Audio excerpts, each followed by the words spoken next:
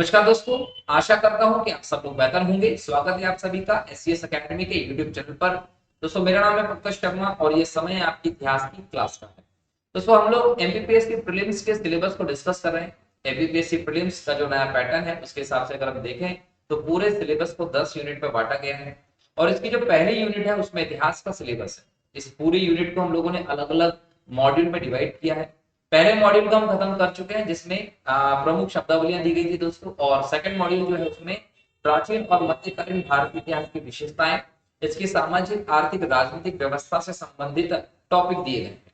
तो हम इसको डिस्कशन कर रहे हैं जिसमें हम लोगों ने कई सारे लेक्चर्स टॉपिक खत्म कर लिए हैं।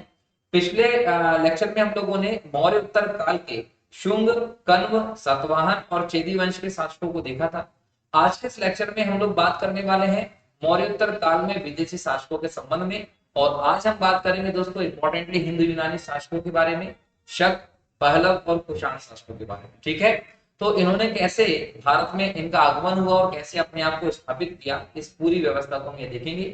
खासतौर पर आज हम डिस्कस करने वाले दोस्तों कनिष्क और उसके समय की बौद्ध धर्म को प्रचार प्रसार की व्यवस्था। कनिष्क ने किस प्रकार से बौद्ध धर्म को संरक्षण प्रदान किया, क्या क्या महत्वपूर्ण काम किए, उन सब के बारे में हम आज के इस लेक्चर में देखेंगे। हमारा दोस्तों इस लेक्चर श्रृंखला का उद्देश्य यही है कि एमपीपीएससी प्रीलिम्स 2024 जो है 28 अप्रैल को है और 28 अप्रैल से पहले हम इस पूरे यूनिट को और इम्पोर्टेंट सिलेबस को कवर कर लेंगे। ठीक है, तो आप कंटिन्यू इस लेक्चर श्रृंखला से बने रहिए। ऐसे लोग जो पहली बार हमारे इस लेक्चर श्रृंखला से जुड़े हैं दोस्तों, चैनल को सब्सक्राइब करना और बेल आइकन को क्लिक करना मत भूलिएगा। क्यों? क्योंकि इससे आपको लगातार अपडेट्स मिलती रहेंगी। जैसे लेक्चर अपलोड होता है या हम लाइव आते हैं तो आपको सूचना मिल जाएगी और आप लेक्चर देख पाएंगे और आपकी तैयारी कंटिन्यू चलेगी दोस्तों। ठीक है, जो भी लोग लेक्चर देखते हैं दोस्तों, एक और इम्पोर्टेंट काम करना होता है। काम ये करना है कि जैसे आप लेक्चर देख रहे हैं वैसे वैसे चीजों को नोट करते जाइएगा, क्योंकि एग्जाम के पहले आपको रिवीजन करने में उससे सहायता होगी। ठीक है, तो चलिए शुरू करते हैं आज के इस लेक्चर को। थोड़ा हम इसके बेसिक के बारे में बात करते हैं। टॉपिक हमारा विदेशी शासक है। ये विदेशी शासक कौन से दोस्तों, तो मैंने आप लोगों को बताया था कि मौर्य काल रहा और मौर्य काल की समाप्ति हो जाती है 185 बीसी में, जब इसके अंतिम शासक बृहदत्त को पुष्यमित्र शुंग मार देता है और शुंग वंश की स्थापना हो जाती है मगध में। इसके बाद हम लोगों ने देखा कि मौर्य काल के बाद की जो शासन व्यवस्था है उसको हमने बोला मौर्य मौर्योत्तर काल, पोस्ट मौर्यन पीरियड। अब ये मौर्योत्तर काल में मैंने आप लोगों को बताया था कि दो प्रकार के शासक रहे। एक शासक थे देशी या भारतीय शासक और दूसरे रहे दोस्तों विदेशी शासक। भारतीय शासकों में मैंने आप लोगों को शुंग के बारे में बता दिया है, कण्व के बारे में बता दिया है, सतवाहन के बारे में बता दिया है और चेदी के बारे में बता दिया। ये हमारा सेक्शन खत्म हो गया। अब विदेशी शासकों में मैंने आप लोगों को कहा था कि यहाँ हम यवन शासक या हिंदू यूनानी शासकों को देखेंगे। ये यवन या हिंदू यूनानी शासकों के बाद जब हम जाते हैं तो शक शासकों को देखेंगे, शक के बाद पहलव शासकों को देखेंगे और पहलव शासकों के बाद कुषाण शासकों को देखेंगे। तो हमारा टारगेट यही है जिसको हम एक एक करके दोस्तों कंप्लीट कर रहे हैं, जिससे कि प्राचीन भारतीय इतिहास का जो पूरा सिलेबस है आपका वो बहुत शॉर्ट में और इजीली पूरा हो जाए। हमारा उद्देश्य यही है कि एग्जाम में इस पूरे सेक्शन से भले वो संस्कृति से संबंधित क्वेश्चन पूछ ले, कला से संबंधित क्वेश्चन पूछ ले या फिर किसी भी प्रकार की विशेषता संबंधी प्रश्न को ही क्यों ना पूछ ले, आपसे क्वेश्चन छूटना नहीं चाहिए। तो यहाँ हम सबसे पहले बात करेंगे दोस्तों इंडो ग्रीक या हिंद यवन की, या हम बोल सकते हैं हिंद यूनानी शासकों, हिंद यूनानी शासकों की यहाँ पर हम बात करें। आप समझिए कि हिंदू यूनानी शासकों का जो भारत आना हुआ वो मौर्य काल के बाद आना हुआ। मौर्य काल 185 बीसी में समाप्त हुआ और इसके बाद जो मौर्य उत्तर मौर्य काल का समय चालू होता है उसमें हमारे जो शासक आए सबसे पहले विदेशी, वो आए इंडो ग्रीक। इंडो ग्रीक शासक जो आए थे दोस्तों, ये हम बोल सकते हैं कि बैक्टीरियाई यूनानी कहे गए थे, हिंदू यूनानी कहे गए थे।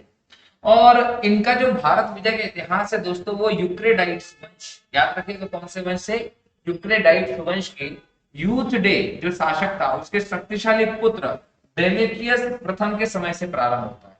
मतलब हमारे यहाँ पर 183 बीसी के आसपास अगर हम किसी हिंद यूनानी शासक का पहला आक्रमण देखते हैं तो वो हम डेमेट्रियस प्रथम का देखते हैं, जिसने भारत में हिंद यूनानी साम्राज्य की दोस्तों स्थापना की थी। और कहीं ना कहीं यहाँ पर आप लोगों को विदेशी शासकों की सत्ता पुनः स्थापित होते दिखाई पड़ती है। ठीक, अब डेमेट्रियस प्रथम जब आया दोस्तों जिसके बारे में कुछ इंपॉर्टेंट चीजें ध्यान रखना पड़ेगा। 183 बीसी में आया और पंजाब के कुछ क्षेत्रों को इसने जीत लिया। पंजाब के कुछ क्षेत्रों को इसने जीत लिया और साकल, ये सियालकोट को इसने अपनी राजधानी बनाया। ये वर्तमान में कहाँ है? ये वर्तमान में पाकिस्तान में। कहाँ है? पाकिस्तान में है। और खेल के सामान, स्पोर्ट्स जो चीजें होती हैं सामान, वो बनाने के लिए बहुत फेमस है सियालकोट। इसके अलावा दोस्तों याद रखिएगा कि ये डेमेट्रियस आके यहाँ पर स्थापित करता है। उसके बाद आता है यूक्रेटाइड्स। ये यूक्रेटाइड्स जो आया, इसने भारत के कुछ और हिस्सों को जीता और इसने जीतकर तक्षशिला को अपनी राजधानी बना लिया। तो यहाँ पर हम लोगों को देखने को मिलता है कि पंजाब के कुछ भाग को जीतकर जो डेमेट्रियस प्रताप उसने क्षेत्र में अपना विस्तार किया, साम्राज्य स्थापना किया। इसको यूक्रेटाइड्स ने क्या करा और आगे बढ़ाया और ये सिंधु नदी को पार करके दोस्तों भारत के कुछ क्षेत्रों में आ गया और कहीं ना कहीं बोल सकते हैं कि तक्षशिला को उसने अपनी राजधानी बना लिया। इस प्रकार से भारत में बैक्ट्रिया के यवन शासकों का शासन चल रहा था। अगर हम यह बात करें हेलियोक्लीज जो रहा, हेलियोक्लीज ये इनका अंतिम शासक था और लगभग 125 ईसा पूर्व के आसपास हम देखें तो यवन शासक भारत से समाप्त हो गए थे और भारत में शक राज्य जो है, शक शासक जो है, उनके शासन की स्थापना हो गई। तो हम यहाँ पर देखते हैं कि भारत में कौन से शासन की स्थापना हो गई? शक शासन की स्थापना हो जाती है। ठीक है, लेकिन इन सभी शासकों में सबसे इंपॉर्टेंट हम एक हिंदू यूनानी की बात करें दोस्तों तो वो था मिनांडर। मिनांडर जो है वो 165 से 145 बोल सकते हैं ईस्वी के आसपास हमें यहाँ दिखाई पड़ेगा, ईसा पूर्व के आसपास। अब ये जो मिनांडर मिला दोस्तों, इसके बारे में ध्यान रखिएगा, इसके लिए वर्ड प्रयोग होता मिलिंद। क्या बोला गया? इसके मिलिंद कहा गया, इसे मिलिंद कहा गया है। और ये डेमेट्रियस के कुल का ही शासक था। ये बौद्ध धर्म का अनुयायी हुआ, ये भी ध्यान रखिएगा। अच्छा, प्रारंभ से बौद्ध धर्म का अनुयायी नहीं था, ये भारत में आया, बौद्ध धर्म से प्रभावित हुआ, इसने बौद्ध धर्म को स्वीकार कर लिया। यहाँ पर इंपॉर्टेंट रोल अगर इसके बुद्धिस्ट होने का दिखता है दोस्तों तो नागसेन से मिलता है। नागसेन एक बौद्ध भिक्षु थे। नागसेन कौन थे? ये बौद्ध भिक्षु थे। अब नागसेन जो बौद्ध भिक्षु थे, इनसे इसने बौद्ध धर्म से रिलेटेड चीजों को सीखा और इनका एक यहाँ पर वाद विवाद होता है। वाद विवाद बोल लीजिए या फिर इसको आप संवाद बोल सकते हैं। इस संवाद में क्या होता है कि जो मिलिंद पन्हो है वो ग्रंथ लिखा जाता है। क्या है? मिलिंद पन्हो ग्रंथ लिखा जाता है। ये जो बौद्ध से रिलेटेड है और इसका अर्थ निकलता है मिलिंद के प्रश्न। मिलिंद के प्रश्न। अब मिलिंद के प्रश्न से मतलब यह है कि यहाँ पर जो संवाद या वाद विवाद हुआ उसमें मिनांडर ने नागसेन से कई सारे प्रश्न किए और नागसेन ने उन प्रश्नों का उत्तर दिया। बाद में नागसेन ने उसी को मिलिंद पन्हो में जगह दी और इसका नाम पड़ गया दोस्तों मिलिंद पन्हो अर्थात मिलिंद के प्रश्न। मिनांडर के हम लोगों को सिक्के मिले दोस्तों, इन सिक्कों पर धर्म चक्र का चित्र अंकित मिला है। इसने भारत में सोने के सिक्के चलाए और संभवतः भारत में सोने के सिक्के चलवाने वाला ये पहला शासक भी मिलता है। चांदी के सिक्के भी इसके चलवाए थे जिसके लिए द्रह्म शब्द का प्रयोग हमको देखने को मिलता है। तो यहाँ से अगर आपके एग्जाम में कोई प्रश्न देखने को मिलेगा तो प्रश्न से ये देखने को मिल सकता है कि मिलिंद पन्हो का संबंध किससे है? तो नागसेन और मिनांडर से है।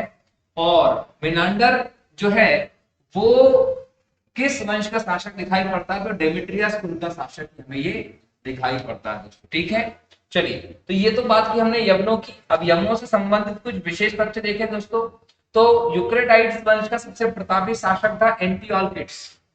अब एंटिओक्लिड्स जो था इसने हेलियोडोरस नाम का राजदूत भेजा था। कहाँ भेजा था?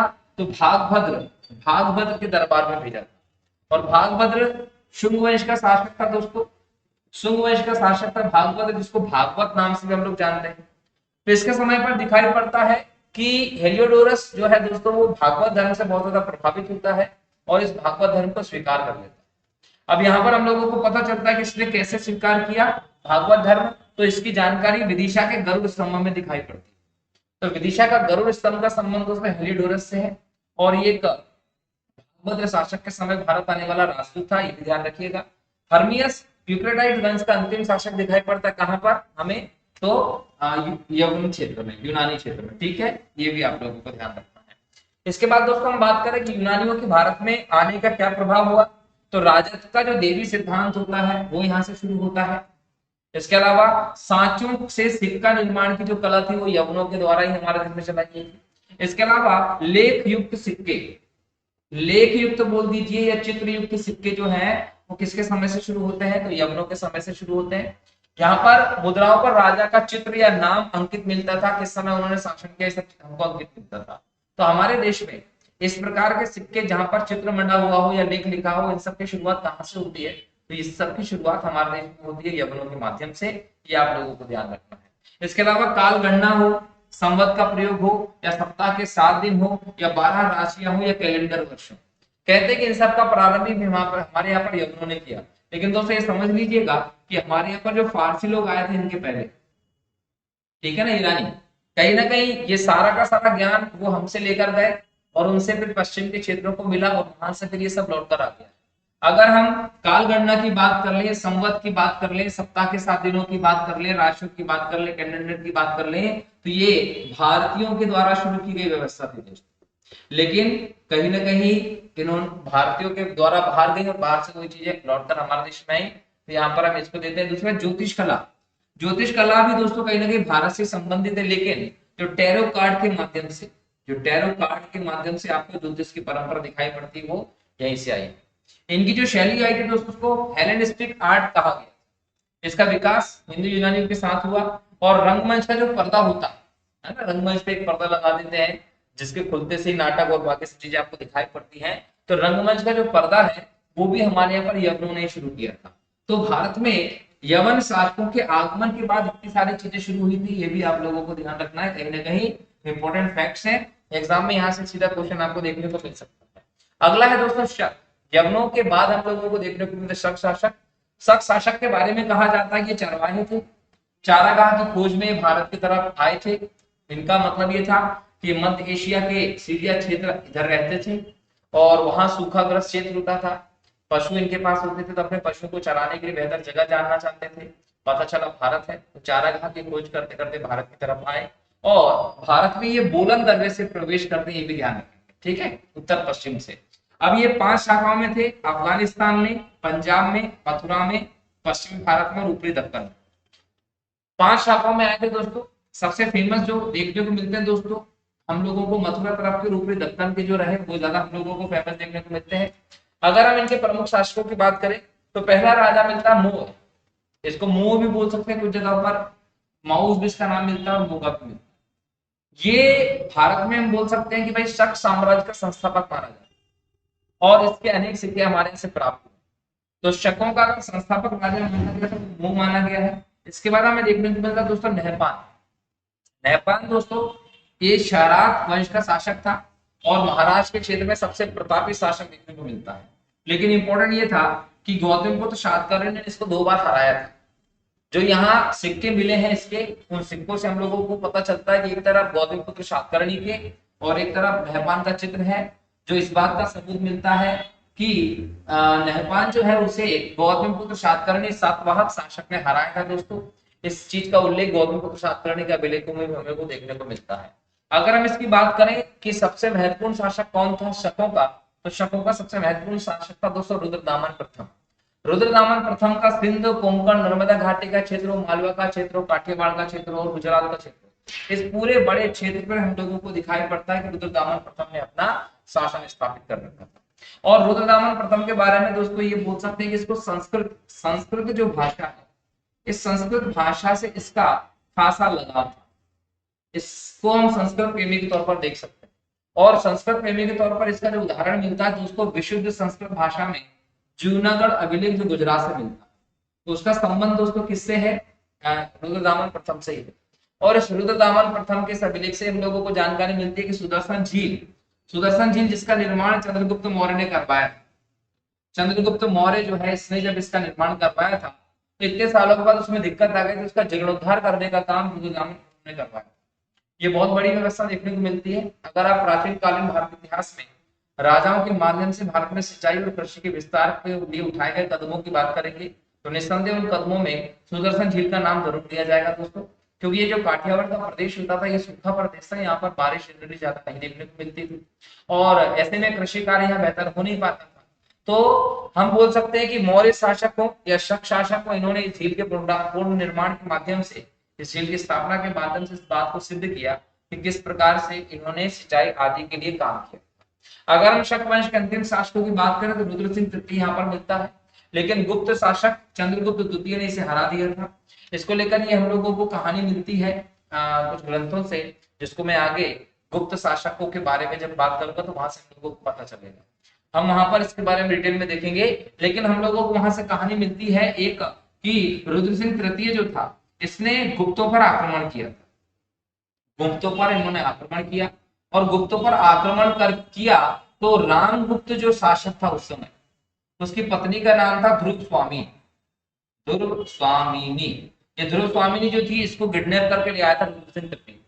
और रामगुप्त जो था दोस्तों उसके बारे में ये कहा जाता कि अपनी पत्नी की सहायता ही नहीं कर पाए, उसको बचा ही नहीं पाए। ऐसे में चंद्रगुप्त द्वितीय जो उसका भाई था तो उसने शकों के ऊपर आक्रमण किया और ध्रुव स्वामिनी को न सिर्फ छुड़ाया बल्कि अंतिम शक राजा रुद्र सिंह तृतीय को मारकर शक साम्राज्य की समाप्ति की। इस बात की हम लोगों को जानकारी मिलती है। तो शकों का प्रभुत्व समाप्त हुआ दोस्तों चंद्रगुप्त द्वितीय के इस अभियान के बाद, जिसके बाद कहीं ना कहीं हम बोल सकते हैं कि गुप्त शासन में भी चंद्रगुप्त द्वितीय हम लोगों को शासक के तौर पर दिखाई पड़ता है।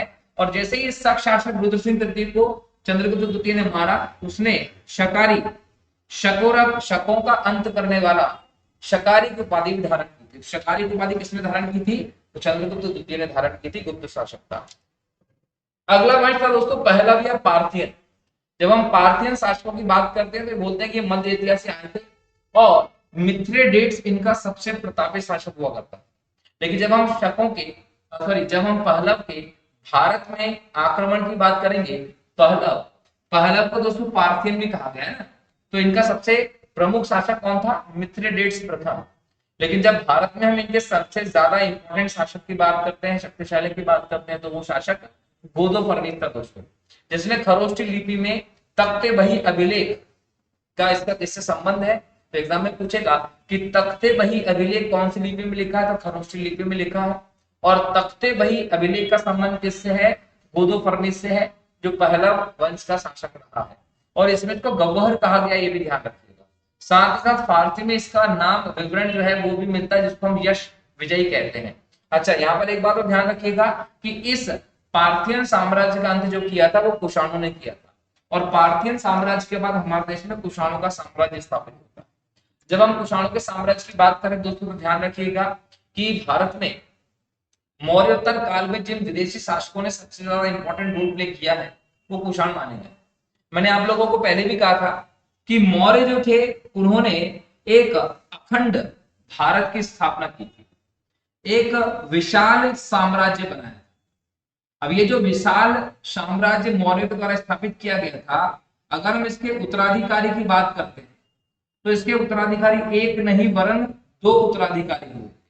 इसके अगर दक्षिण में हम उत्तराधिकारी की बात करते हैं तो मैंने पहले भी बताया कि सातवाहन शासक दक्षिण में मौर्यों के योग्य उत्तराधिकारी हुए, जबकि कुषाण शासक की अगर मैं बात करता हूं तो उत्तर भारत में मौर्यों के अगर कोई योग्य उत्तराधिकारी रहे तो वो यही थे। तो ऐसे में हम कुषाणों को उत्तर भारत में मौर्यों के योग्य उत्तराधिकारी के तौर पर देखते हैं, जिन्होंने आगे तक इस पूरे क्षेत्र में शासन चलाने का काम किया। लेकिन कुषाणों के बारे में कहते हैं दोस्तों कि ये चीन के सीमावर्ती क्षेत्रों में रहते थे और अलग अलग शाखाओं में बटे हुए थे। इनके बारे में भी कहा जाता है कि अलग अलग 5 शाखाओं में बटे थे, जिसमें से हमारे यहाँ जो कुषाण आए वो यूची, तोचेरियन या तोखरी वंश से संबंधित इनको बताया गया। एग्जाम में क्वेश्चन पूछेगा कि कुषाण किस कबीले से संबंधित थे, तो यूची कबीले से संबंध हम लोगों को मिलता है कुषाणों का। ठीक है, इसके बाद अगर हम इनके प्रमुख शासकों की बात करें दोस्तों, सबसे पहले हमको देखने को मिलता है कुजुल कल्फिसिस। ये कुजुल कल्फिसिस जो था दोस्तों, इसके तांबे के सिक्के चलाए थे और बोला जाता है कि कुषाण साम्राज्य का संस्थापक अगर कोई था तो वो कुजुल कल्फिसिस था। तो कुजुल कल्फिसिस को आप कुषाण साम्राज्य के संस्थापक के तौर पर देखते हैं। इसके अलावा विम कल्फिसिस एक शासक मिलता है। विम कल्फिसिस लगभग 65 ईस्वी से 78 ईस्वी के बीच में शासन करता है और कहा जाता है कि कुषाण साम्राज्य का कोई वास्तविक संस्थापक अगर कोई था तो वास्तविक संस्थापक जो था वो कौन देखने को मिलता है दोस्तों? हम लोगों को विम कल्फिसिस देखने को मिलता है, जिसने सिंधु नदी को पार किया, भारतीय क्षेत्र में आया, तक्षशिला और पंजाब के क्षेत्र पर अधिकार कर लिया था दोस्तों, ये भी ध्यान रखिएगा। और ये भी जानकारी मिलती है कि विम कल्फिसिस जो रहा वो शैव धर्म का उपासक हुआ। याद रखिएगा कि शैव धर्म का उपासक ये कैसे हम लोगों को जानकारी मिलती है, तो हम बोल सकते हैं कि इसके सिक्कों पर शिव जी की, नंदी की, त्रिशूल की आकृति मिली है। अब किसी के भी सिक्कों पर अगर आपको इस प्रकार की आकृतियां मिलेगी तो आप अपने आप बोल दोगे कि भाई इनका संबंध किससे रहा होगा? भोलेनाथ से रहा होगा। इसके अलावा दोस्तों इसने कई सारी उपाधियां भी धारण की थी। उपाधियां धारण करने का मतलब क्या होता? उपाधि धारण करने का मतलब होता था कि अपने आप को एक बड़ा शक्तिशाली शासक बताना। तो इन्होंने कई प्रकार की उपाधि धारण की है, इसमें महाराज, राजाधिराज, महेश्वर, सर्वलोकेश्वर की उपाधियां बहुत ज्यादा रही हैं। अब विम कल्पिसिस ने महेश्वर की उपाधि धारण की थी ना, ये क्वेश्चन एग्जाम में पहले भी आ चुका है कि किस कुषाण शासक ने महेश्वर की उपाधि धारण की थी। तो विम कल्पिसिस का नाम आपको याद होना चाहिए। अब यहां तक तो आपको कुषाणों का एक साधारण साम्राज्य देखने को मिलता है, लेकिन कुषाण साम्राज्य में अगर कोई महान शासक हुआ है तो वो कनिष्क हुआ है दोस्तों। कनिष्क जो है इसको द्वितीय अशोक के नाम से भी जानते हैं। अब द्वितीय अशोक के नाम से जानते हैं, वो हम लोग कैसे देखेंगे? जनरली इसकी तुलना का एक आधार होता है। अगर हम अशोक की बात करें दोस्तों, तो अशोक के जीवन के हम लोगों को दो पक्ष देखने को मिलते हैं। अशोक के जीवन का एक पक्ष हम लोगों को देखने को मिलता है 261 बीसी से पूर्व का, और दूसरा पक्ष हमको देखने को मिलता है 261 बीसी के बाद का। 261 बीसी में कलिंग युद्ध हुआ था, शासन प्राप्ति के 8वें वर्ष में। कलिंग युद्ध में भीषण नरसंहार हुआ था। तो कलिंग युद्ध के बाद अशोक ने बौद्ध धर्म को अपनाकर धम्म की नीति पर चलना शुरू किया, अहिंसा की राजनीति की। तो इसलिए 261 बीसी के बाद बौद्ध धर्म में उसका जीवन यापन और उसका रहन सहन हम देखते हैं, और 261 के पहले हम लोग उसका एक खतरनाक रूप देखते हैं। तो जब हम 261 बीसी के बाद अगर अशोक से किसी शासक की तुलना करते हैं तो कनिष्क से करते हैं। क्यों? क्योंकि कनिष्क ने भी बौद्ध धर्म को उसी प्रकार से संरक्षण प्रदान किया था जिस प्रकार से अशोक ने किया था। लेकिन 261 बीसी या उससे पहले की अगर अशोक की तुलना किसी शासक से की जाती है दोस्तों, तो समुद्रगुप्त से की जाती है। जिस प्रकार से अशोक ने 261 बीसी तक कलिंग युद्ध तक अपने साम्राज्य को बढ़ाने का काम किया था, अपनी रणनीति, अपनी राजनीतिक व्यवस्था को चलाया था, वैसे हम समुद्रगुप्त की शासन व्यवस्था को देखते। तो मैंने दोनों शासकों का तुलना करके आप लोगों को बताया, ध्यान रखिएगा। इसके बाद हम देखें तो कनिष्क जो था दोस्तों, ये बौद्ध धर्म का महान संरक्षक हुआ, इसलिए इसको द्वितीय अशोक भी कहते हैं। और जब इसका राज्याभिषेक हुआ, कनिष्क का जो राज्याभिषेक हुआ दोस्तों, वो 78 एडी में हुआ या ईस्वी में हुआ। इस समय इसने शक संवत का प्रारंभ किया। तो एग्जाम में अगर पूछे कि शक संवत का प्रारंभ कब और किसने किया, तो कनिष्क ने। जब वो कुषाणों का राजा बनता है, उसका राज्याभिषेक होता है, इस उपलक्ष्य में शक संवत की प्रारंभ होता है।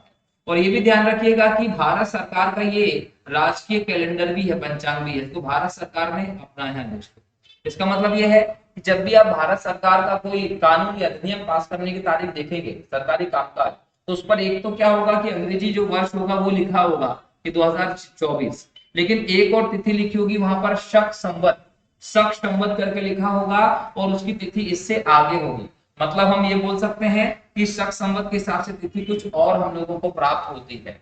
अगर हम लोगों को पता करना होगा कि शक संवत के हिसाब से तिथि क्या होगी, तो ये 2024 एडी है ना, और 78 भी एडी रहा था।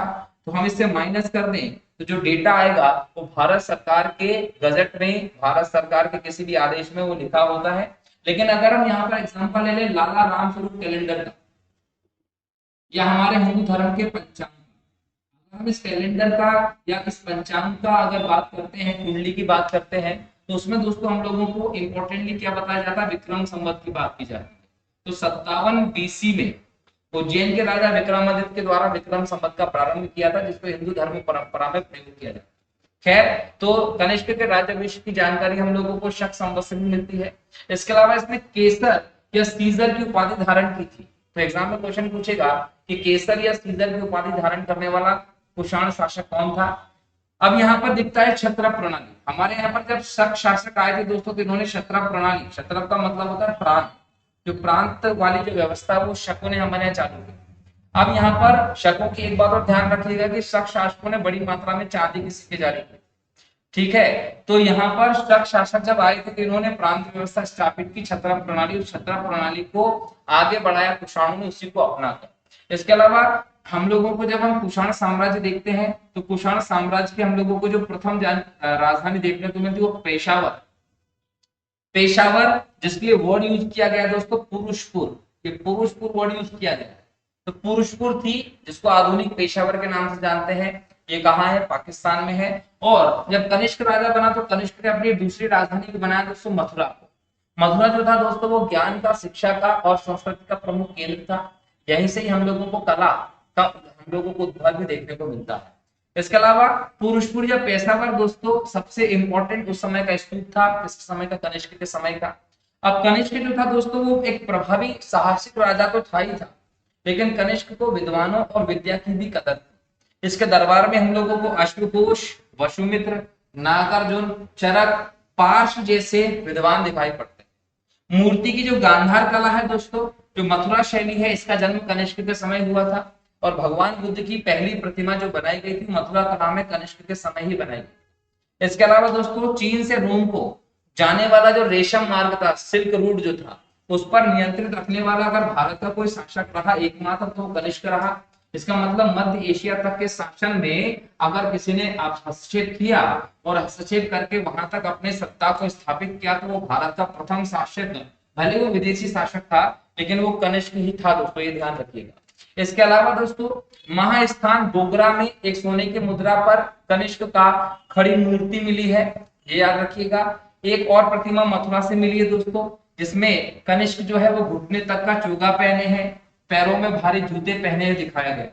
इससे हम लोग को एक बात की जानकारी भी मिलती है, क्या कि जो लंबे कोट होते हैं, जो बड़े बूट होते हैं, वो देखा होगा शिकारी लोग बड़े बड़े घोड़े पे बैठे हुए पहनते हैं, लंबे बूट हो, है ना, जूते, इसका प्रारंभ किसके समय से हुआ? कुषाणों के समय से हुआ। प्लस हम अगर कुषाणों के समय की और चीजों की जानकारी बात करें तो टोपी पहनने की बात करें, टोटी वाले पात्र बर्तन की बात करें, फर्श का छत जो होता है उसकी बात करें, रकाब जो घोड़े पर यूज की जाती है दोस्तों उसकी बात करें, ये सब चीजों का प्रारंभ जो हुआ ये सब किसकी देन है? हमारा देश में हमें कुषाणों की देन है। ठीक है। कनिष्क के बारे में जानकारी मिलती है कि चीनी शासक पर इसने आक्रमण किया और चीनी शासक पांचालों से इसने युद्ध किया। 2 बार युद्ध किया, एक में कनिष्क हार जाता लेकिन दूसरे में कनिष्क की जीत हो जाती है। और मैंने पहले ही बताया कि कनिष्क को द्वितीय अशोक कहते थे। द्वितीय अशोक कहने के पीछे क्या कारण है दोस्तों? बौद्ध धर्म का संरक्षण। जब बौद्ध धर्म के संरक्षण की बात आती है दोस्तों तो इसको संरक्षण प्रदान किया, गांव के गांव दान दिए कनिष्क ने उसको बढ़ावा देने के लिए। और साथ इसका हमको जानकारी मिलती है कि कनिष्क ने चौथी बौद्ध संगति का आयोजन करवाया। अब चौथी बौद्ध संगति का आयोजन किसने करवाया था? कनिष्क ने करवाया था। कब करवाया था? तो याद रखिएगा प्रथम शताब्दी ईस्वी में करवाया था इसने। कहाँ करवाया था? ये तो याद रखिएगा कश्मीर में करवाया था। कश्मीर के कुंडल वन में हम बोल सकते हैं कि इसने करवाया था। और वसुमित्र जो थे वो इसके अध्यक्ष थे और इनके साथ उपाध्यक्ष के तौर पर हम किसको देखते हैं? अश्वघोष को देखते हैं। और इस संगति का सबसे बड़ा जो रिजल्ट हम लोगों को देखने को मिलता प्रभाव ये था दोस्तों कि इस समय बौद्ध धर्म 2 भागों में बढ़ गया था। 2 भाग में से एक महायान हुआ है और दूसरा हुआ था हीनयान। इसके बारे में मैंने डिटेल में बात की है बौद्ध धर्म के चैप्टर में, तो जिस लोगों को महायान हीनयान जानना हो वो बौद्ध धर्म का चैप्टर देखिएगा, ये ध्यान रखना बराबर। तो यहाँ पर ये सब चीजें हुए और कनिष्क जो था वो बौद्ध धर्म की महायान शाखा से संबंधित था। और महायान शाखा में दोस्तों बुद्ध को भगवान के तौर पर पूजने की बात हुई थी। इसका मतलब भगवान बुद्ध की अगर पहली मूर्ति बनाई थी मथुरा कला में तो वो महायान शाखा से संबंधित रही होगी, ये भी आप लोगों को ध्यान रखना। ठीक है। इसके बाद दोस्तों जब हम कनिष्क को देख लेते हैं तो कनिष्क के बाद आता हुविष्क। हुविष्क वशिष्ठ का उत्तराधिकारी था और इसने कश्मीर में पुष्कर नामक नगर की स्थापना की थी, जिसकी जानकारी कल्हण की किताब है राजतरंगिणी, इससे हम लोगों को मिलती है। और राजतरंगिणी से इसकी जानकारी मिलती है। तो राजतरंगिणी क्या है? कल्हण का ग्रंथ है जो संस्कृत जो आप बोल सकते हैं कि कश्मीर के शासकों का इतिहास की जानकारी बताता है। और जो हुविष्क था उसके सिक्कों पर शिव, स्कंद, विष्णु जैसे देवताओं की जानकारी मिलती है। जब हम कनिष्क के वंश के अंतिम समय की बात करें दोस्तों तो कनिष्क वंश का जो अंतिम शासक था वो वासुदेव था। और इसके बाद हम बोल सकते हैं कि कुषाणों के संबंध का, कुषाणों की व्यवस्था का अंत हो जाता है। जो वासुदेव है उसको श्रीगुप्त मार देता है और उसके बाद गुप्त वंश की स्थापना हमें दिखाई पड़ती है। गुप्त के बारे में हम लोग जब देखेंगे तो प्रारंभ में बिहार और यूपी के छोटे से क्षेत्र तक वो सीमित थे, लेकिन उसके बाद गुप्तों ने अपना साम्राज्य क्या किया है? बहुत बढ़ा दिया।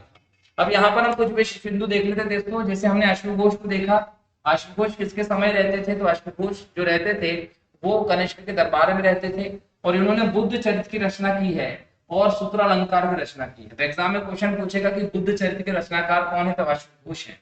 नागार्जुन ने माध्यमिक सूत्र की रचना की थी दोस्तों, सापेक्षता के सिद्धांत का प्रतिपादन किया था।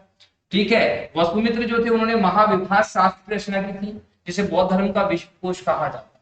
और नागार्जुन को दोस्तों याद रखिएगा कि बौद्ध धर्म के प्रचार प्रसार के लिए कहाँ भेजा गया था, चीन भेजा गया था, ये भी हम लोगों को पता होना चाहिए।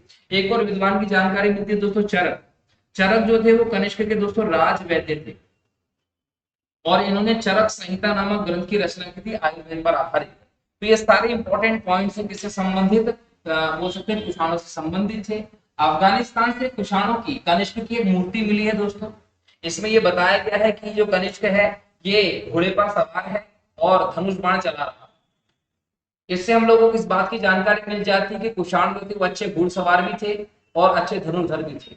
अच्छे घुड़सवार इसलिए माने गए थे क्योंकि इन्होंने रकाब का प्रयोग करना शुरू कर दिया था, जिससे घुड़सवारी की व्यवस्था में आसानी हुई थी। कुषाणों की जो अर्थव्यवस्था थी दोस्तों, अगर हम उसमें बात करें तो सबसे ज्यादा शुद्ध सोने के सिक्के अगर किसी ने हमारे यहाँ पर चलाए तो वो कुषाणों ने ही चलाए थे।